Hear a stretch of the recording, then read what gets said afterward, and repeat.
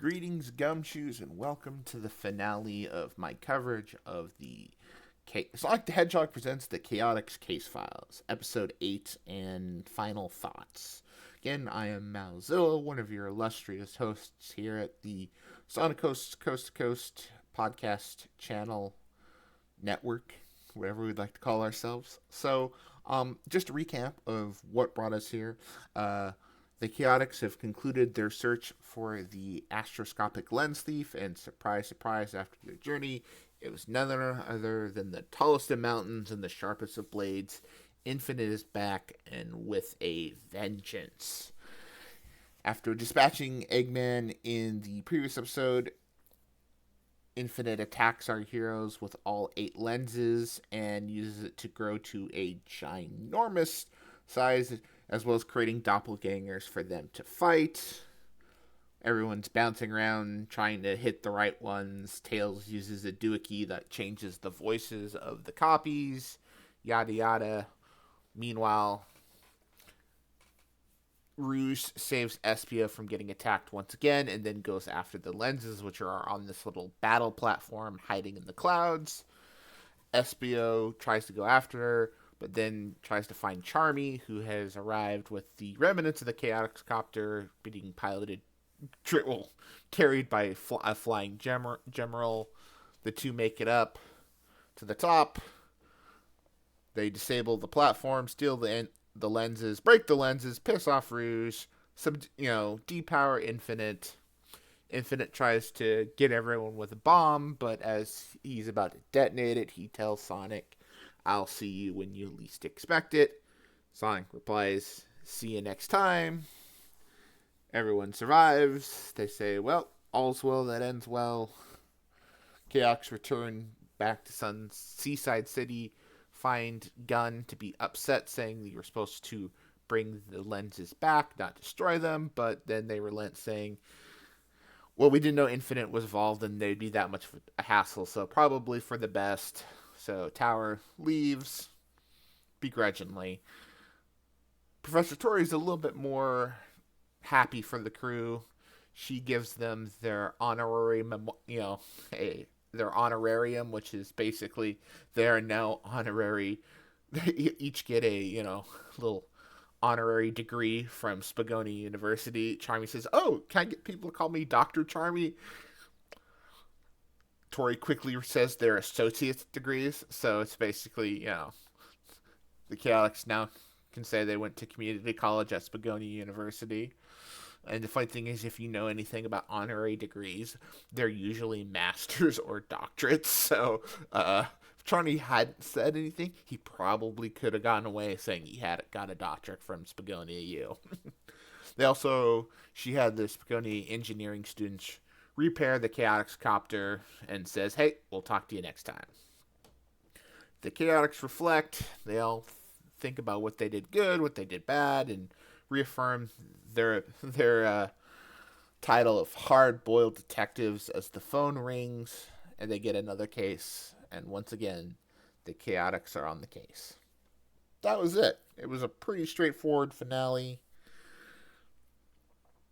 Some fun action sequence, which is kind of interesting in a non-visual medium. Again, Alejandro Saab was great as Infinite. He was chewing scenery left and right. The Espio Rouge dynamic that kind of started in issue 80 and now has kind of carried over into the case files. It's kind of fun. It'll be interesting to see if this makes it, further into the comics and into future games. Vector, was able to say, "Hey, Espio, you're a great ninja. Charmy, you are great the way you are. You don't need a team role." And, again, everything's hunky-dory. It was a good episode. Ended on a good note. I would say I would have loved like an end of credit stinger, kind of hinting at who Infinite's benefactor was, because at this point that's still an unknown. But they did give us kind of, if you watch the YouTube version, there is kind of a binary message a message in binary code, which translates to infinity. So obviously, Infinite's still out there, which is good. It's good to have him back. Again, my meme of, if I had a nickel every time the Chaotix thwarted a jackal, I'd have 2 nickels, which isn't a lot, but it's weird that it's happened twice. Maybe we'll see Infinite and Enigma Megami team up. Maybe she's an ex-Jackal Squad. Maybe they're siblings. Who knows? But, all in all, good episode. Now let's shift focuses to the Chaotix Casefiles as a whole. I'm going to say, on a whole, I give this audio drama a B+. It's really cited. This is the best voice direction this franchise has had in a long time, especially ever since Sega has kind of restructured and, realigned the divisions and, what they want with the franchise. This is the best Karen Strassman has sounded as Rouge. They thankfully got rid of that more high-pitched voice in kind of almost Valley Girl that she kind of used in some of the racing games. She's a little bit more subdued, a little bit more mature in this one, especially, dealing with SPO. I have to give big props to Keith Silverstein, his voice acting, as Vector, and as Vector's internal, narrator monologue voice, the more smooth noir Vector, to be able to go back and forth between that is, it carried the weight of this podcast, so hats off to him. Colleen, her charmy was a bit up and down. Some parts it was fine. Some parts it was But again, solid. Again, the rest of the crew, Roger is great. Michael is solid, regardless, what you think about him as a person. Same goes for Karen. Also got a big shout out to the new voice actors. Inaris as Whisper. She's great, so that's got to be a tough voice to do because you're speaking very softly in a whisper, but still emoting. Sometimes you need to be able to show frustration in a whisper. It was a tall order. I still think she ends up sounding a lot like Hinata from Naruto, which honestly thought Stephanie Sheh was going to end up voicing Whisper before Inaris got cast, just because that's kind of a wheelhouse that she deals in. It's not like she gets much, it's not like they have her voice Maria all that often. But again, happy for Inaris. Ashley Madden again as Tangle. She was fantastic. I mean, how else could you say that she was Tangle? Everything about her was great. Again, hats off to the casting director, because Ashlyn, did a great job. It's like, you can always go interesting, it's when you cast these characters, we all have these internal voices, and this is one of the few times that, regardless of how big and how diverse and how many different opinions on different eras of Sonic there are, it seemed like the general consensus of like 95% or even higher was, this is exactly how we thought Tangle and Whisper would sound in our heads. So great casting, directing by them, great direction, great performances. It's great to see Sage again. Vanilla's voice actress, she was solid, and Alejandro gets a big shout out to the dual performance of Gemerald and Infinite. I mean, I do miss Liam O'Brien as Infinite, but Alejandro did a solid job. So again, the productions, especially in the vocal work and the sound effects and the music, was so good across the whole board. From Rebecca Sugar's opening Chaotix Go Get It to like that jazzy, rendition of Welcome to Station Square that you heard in the first episode. It's just, the music's been, on point, which is kind of part of the course for Sonic, but it's always good to have something, the old reliables. Um, Story wise, it was good. I think it kind of dropped a little bit in episodes 4 and 5, but it ended on a solid mark. Um, my biggest criticism, and I feel like this is not just exclusive to the Chaotix Case Files, but collectively a lot of modern Sonic's writing, is that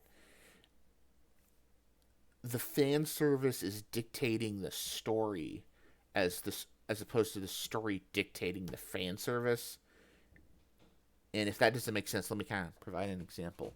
Um, in the early episodes of the Case Files, especially episode 2, they had gotten the tip off from Tori that Rouge had stolen one of the lenses. So they go investigate. They find the feather that Rouge had planted as a red herring. Now, that feather led them to Jet the Hawk. Now, the rogues, Babylon rogues, who, again, kind of a fun little crossover with Crossworlds, had a little interaction with them, ultimately proving that they had nothing to do with it, while Rouge was taught, of course, Rouge would lead SBO to, like, oh, by the way, check out your friends in Spiral Hill, which then would, of course, lead to Tangle Whisper. So it was kind of like the story, they were following the clues because it is a mystery, and that led them to this one, then they got sent to there. It wasn't like, oh, let's just have the Babylon Rogue show up. They found a way to integrate them into the story very logically. I feel like that wasn't very good come the middle, especially into 4 and 5. Like, if you're going to tell a chaotic story, it's like, you almost like, okay, we're going to have Vector Sim for vanilla at one point or the other. It's just, how do you integrate that? I don't think they integrated it all that well. It was like, oh yeah, we're going to infiltrate the gun and see what's going on with gun. Why are they involved? And it's like, oh, big surprise, Tori's involved. Oh, here's this thing, Red Spectre. Oh, the Chaos Copter crashes, even though, to their credit, they had kind of telegraphed that the Chaos Copter was going to crash at one point. Oh, but we just so happened to crash outside of Vanilla and Cream's house, thus giving, the rabbits a episode to hang out and give Vector his much needed scene with Vanilla, even though Sonic and Eggman debate whether how vital is this supply. He's like, it's very vital, damn it. But yeah, it was kind of like that felt where, like, because of the connections between the characters Vector and Vanilla, that seemed to, like, oh, we have to get them in somewhere. Let's just toss it in here, not letting the story naturally lead to them. I feel like they could have done that better. Still good, still enjoyable. But I think that I have to ding it for that. I feel like this is something we're seeing not just in the Chaotic Case Files. It's in the comics. It's in here, there, and everywhere. Where, because right now we have true Sonic fans writing and drawing for the Sonic, secondary media, which is a lot different than it was back in the 90s and the Archie days, where these were people who didn't grow up with Sonic, as opposed to right now we have people who grew up with Sonic writing and drawing and, who know these characters inside and out, and, kind of want to, make sure everyone has their little feel good moment. But again, it ended well. I mean, if you would have told me that they were going to bring Infinite back in a radio podcast drama, I would have laughed in your face. But he's back, and everyone, I don't think there was a single person who was upset with seeing Infinite again. For as much as we love to clown on the guy, he had a lot of potential that was squandered in Forces, which is, if there's ever a game that is squandered potential, Sonic Forces would be it. So yeah, that was great. I would say one of the big surprises of the story is that there were no appearance by Amy, in Shadow, which is, again, kind of surprised. I guess Keith and Cindy were either unavailable or they just said, we don't have a story for them. I mean, they could have thrown in, Omega in there. I mean, Roger was doing characters, did too, so. But, I don't know. Again, surprised not to see Amy and Shadow, given that they are super popular. But maybe in the next Chaotix Casefiles or the next audio drama, they'll have a bigger role. Hell, you could probably have Shadow be the focus of his own audio drama and just kind of, a spy thriller. We'll see how that goes. Speaking of possible futures, they did leave, as I mentioned earlier, well, not necessarily ending on a cliffhanger. There is the mystery of who Infinite's benefactor was. He makes no mention of who it was that introduced him about the astroscopic lenses. I've seen all kinds of names being thrown out. Mr. Kitsch was one name. Professor Tori, another name. A lot of people think Starline, because everyone thinks Starline's coming back in the comics. Maybe he was helping Infinite out. Maybe Mephiles. Who knows at this point? So I do hope this is something that they come back to, because it would be interesting to see if Infinite is still going to be operating independently, or is he going to be working in tandem with someone else. So there is that. But yeah, again, I really enjoyed this. It's a fun episodic thing. It's great for a road trip. You got 8 20-minute episodes with a 9-minute prologue. So it's like you got about 180 minutes of content, and all pretty good content too. So I hope they continue to do these. I ultimately don't know how cost effective / profitable these are, because they're basically giving them out for free. And, who knows what the budget for one of these episodes is compared to a budget for a Tales 2. I assume that's probably comes out of their marketing budget. But, all in all, I really enjoyed this. It'll be fun revisiting again in a few months, like in one sitting, as opposed to like episodic, and see how it feels better. But yeah, I recommend, again, give it a B plus. Yeah, it's made me appreciate the Chaotix as characters more. I think Vector has definitely risen. I always liked Vector, but I think this has kind of pushed him up in my rankings as personal characters. I still like Espio and Charmy well enough. And again, it's so fun, interesting to see them act, independently. Because again, I'm an old Archie fan. I still always think of them as like Knuckles' boys, his crew. So even though we did get to see them interact with Knuckles back in episode 1, but would like to see more of that. That'd be fun. And bring back Mighty and Ray, and Honey, and Fang, and Bean, and Bark, and Trip, and the Freedom Fighters, and Aegis Nagus, and Lupe the Wolf. Bring back all the characters. Get them on these podcasts, because that's just really fun. So that's really all I have to say about that. Again, if you've made it to the end of the video, awesome, thank you. In the links, there'll be to some of our Sonic X reviews, as well as the other reviews for the Chaotix Casefiles. Please do listen to them at your leisure. Please follow us on our socials. We have Blue Sky and Twitter and Tumblr. Join the Discord. Hang out with us. Join the conversation. Couple upcoming projects. We are still working on editing our final episode of Sonic X Season 1. Hopefully that will be up before too long. And then we will start, recording Season 2.